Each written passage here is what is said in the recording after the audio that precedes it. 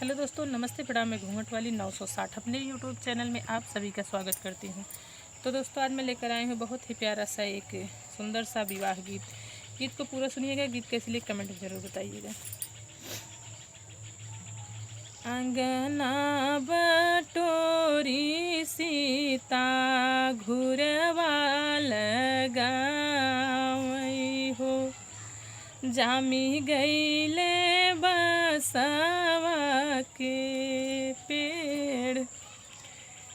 अंगना बटोरी सीता घुरवा लगावई हो, जामी गईले बसवा के पेड़।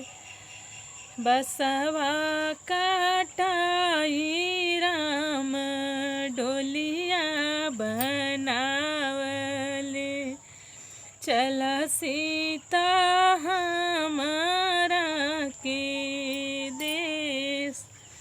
बसवा काटाई राम डोलिया बनावले, चला सीता हमारा के देश। कैसे के चली स्वामी तोहरे निसंगवा, छूटी जई है माई हमार। हमरे माई के माई गोहराय, आपन माई दिहा बिसराय।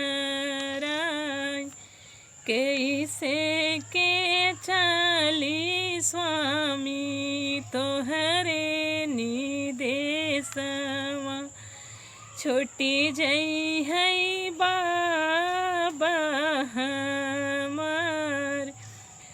हमरे बाबा के बाबा गोहराय,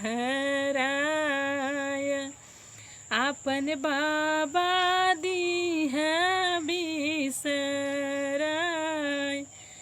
तो दोस्तों, था मेरा प्यारा सा एक विवाह गीत। गीत कैसी लगी कमेंट जरूर बताइएगा।